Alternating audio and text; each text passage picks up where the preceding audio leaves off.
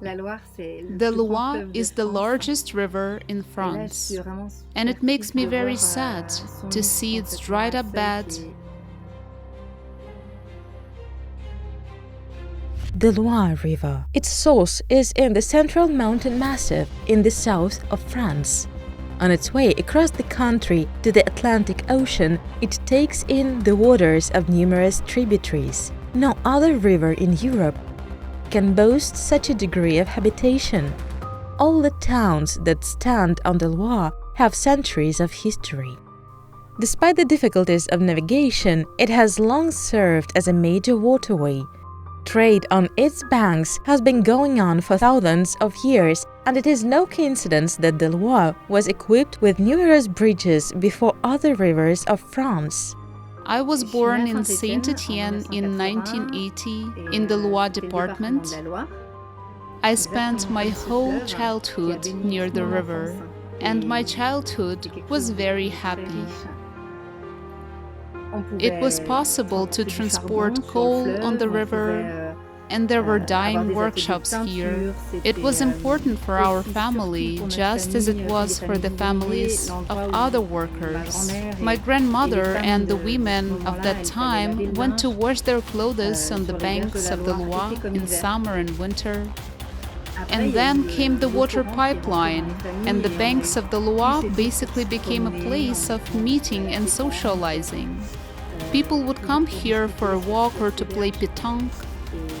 And then in 1955, they built a dam on the Loire, the Grandjean Dam. It's huge. Cars can cross it, and it produces an enormous amount of electricity.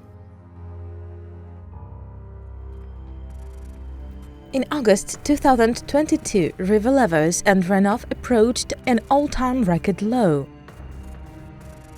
The spring precipitation in France was 45% less than usual, and July was the driest on record since 1955. In some parts of the river, the water warmed up to 28 degrees. Like in the Mediterranean Sea, many branches of the Loire dried up completely. The resulting desolate landscapes shock even locals accustomed to the occasional large shoals. Where they had recently been fishing in their boats, all that remained was crumbling, cracked earth or tiny puddles of algae and frogs.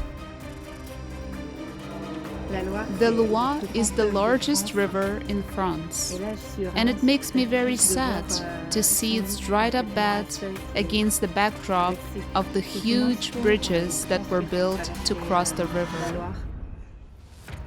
And so today I tell myself that if there is no more water, it will affect our energy consumption and change our lives.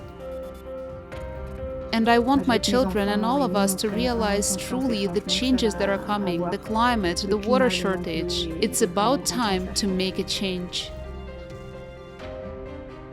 The water crisis is something that may become a reality in many countries in the near future.